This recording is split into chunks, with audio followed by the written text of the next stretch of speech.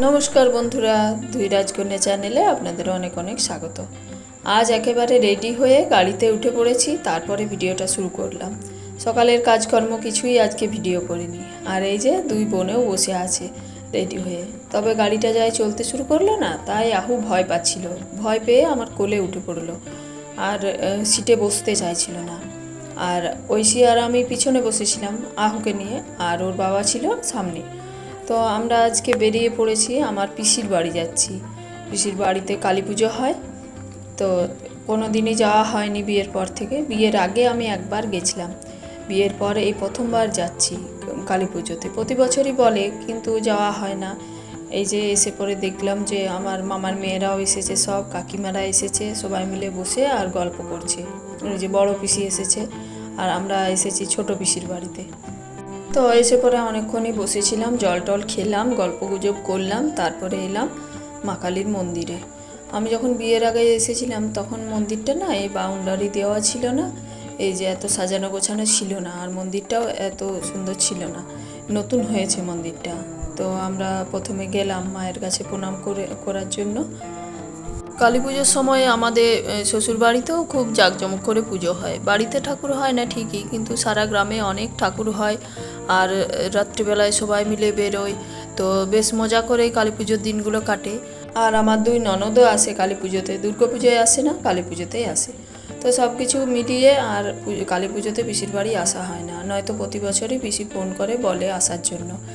আর এই যে এবছর আসলাম, এসে পরে আহত মন্দিরে এসে প্রণাম করতে শুয়ে পড়েছে।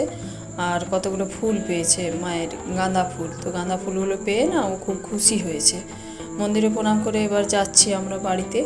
গিয়ে পরে আমরা আবার যখনকে এলাম বাড়িতে, তখনকে দেখলাম যে খাওয়া দাওয়া শুরু হয়ে গেছে। তো আমরাও বসে পড়লাম খেতে। ছাগল বলি হয়েছিল মা কালীর মন্দিরে, তো মাংস হয়েছে আর আরও সমস্ত কিছু রান্নাবান্না হয়েছিল। তারপরে আমরা খাওয়া দাওয়া করে 1 ঘন্টার মতো বসেছিলাম, বসে পরে আবার বেরিয়ে পড়লাম, বাড়ি যাব। আর রাহুর তো ঠান্ডা লেগেছে কদিন হলো, তার জন্য আহুকে না মাথায় রুমালটা বেঁধেছি। গাড়িতে বাতাস দিচ্ছিল, ঠান্ডা লাগছিল বেশ। আমরা বাড়ি থেকে বেরিয়ে না অনেকগুলোই কালী ঠাকুর দেখলাম। তো যাওয়ার সময় আবার এক জায়গায় খিচুড়ি খাওয়ানো হচ্ছিল রাস্তার মাঝখানে। তো আমরা কি করলাম, সাইড দিয়ে আর পেরিয়ে গেলাম। আসার সময় তো বাড়ি থেকে 10টার সময় বেরিয়েছিলাম, 11টার মধ্যে ঢুকে পড়েছিলাম পিসির বাড়িতে। আর যাওয়ার সময়তেও না 3টার সময় বেরিয়ে পড়েছিলাম, একটু দুপুরই বেরিয়েছিলাম, কেননা গাড়িতে বাতাসও বটে, আর আমাদের ওই দিকটা আবার সন্ধ্যা হয়ে গেলে হাতি বেরোচ্ছে।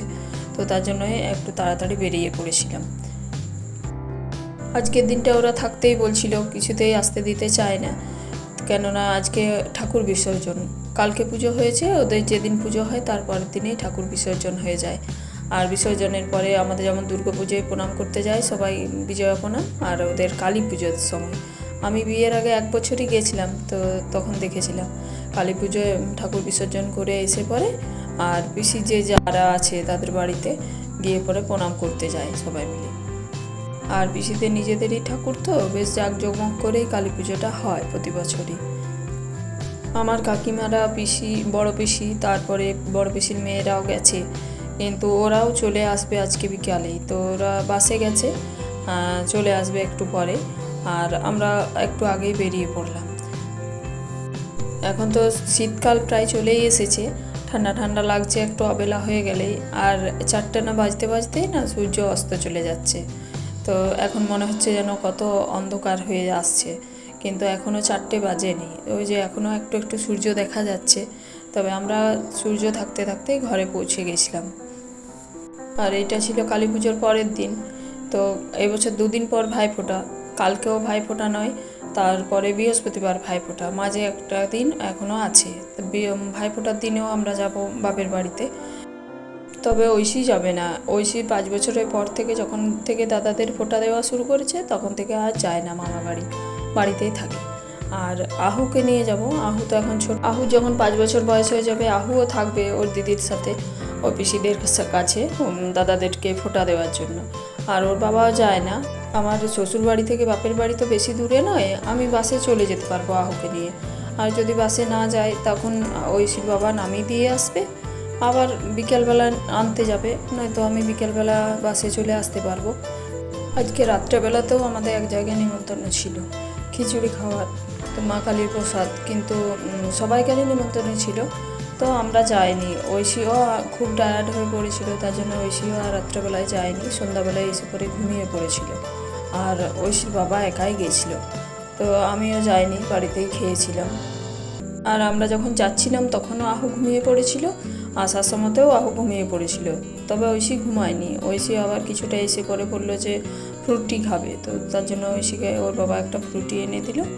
আর আমরা প্রায় চলে এসেছি, আমাদের গ্রামের রাস্তায় চলে এসেছি, আর একটু গেলেই বাড়ি পৌঁছে যাব। অনেক দিন পর, অনেক দিন নয়, অনেক বছর পর পিসির বাড়িতে গিয়ে বেশ ভালোই লাগছিল মনটা। আর সব বোনেদের সাথে দেখা হলো, কাকিমারা, পিসি সবার সাথেই দেখা হলো অনেক দিন পর, তো বেশ ভালোই লাগছিল। তবে এই 2-1 ঘন্টার জন্য যে পোষালো না, যদি আজকের দিনটা থাকতে পেতাম তাহলে আরও একটু ভালো লাগতো, কিন্তু থাকার তো উপায় নেই। আহুরও সর্দি করেছে, আর আমরা গাড়ি করে গেছি, গাড়িটাও তো থাকবে না, চলে আসতে হলো তার জন্যই। তবে থাকা না হয়েছে তো কি হয়েছে, অনেক দিন পর গেলাম, সবার সাথে দেখা হলো, এটাই অনেকটা আনন্দ। আর আমরা যাওয়াতে পিসিওরাও খুব খুশি হয়েছে, প্রতি বছরই বলে যাওয়া হয় না, তো 1 বছর তো গেলাম, আবার দেখি সব ঠিকঠাক থাকলে আবার পরে যেতে পারবো। আর রাহু গাড়িতে একটু ঘুমিয়ে পড়েছিল, তারপরে বাড়ি এসে আবার উঠে পড়ে আবার দুষ্টুমি শুরু হয়ে গেছিলো, আর সন্ধ্যাবেলায় আবার ঘুমিয়ে পড়েছিল। দুপুরে তো ঘুমায়নি। ওই তো আজ আর ভিডিওটা বড় করছি না, এখানেই শেষ করছি। ভিডিওটা ভালো লাগলে লাইক, শেয়ার, কমেন্ট করবেন, আর চ্যানেলে প্রথমবার এসে থাকলে চ্যানেলটি অবশ্যই সাবস্ক্রাইব করবেন। ধন্যবাদ বন্ধুরা, দেখা হবে পরের দিন নতুন ভিডিওর সাথে।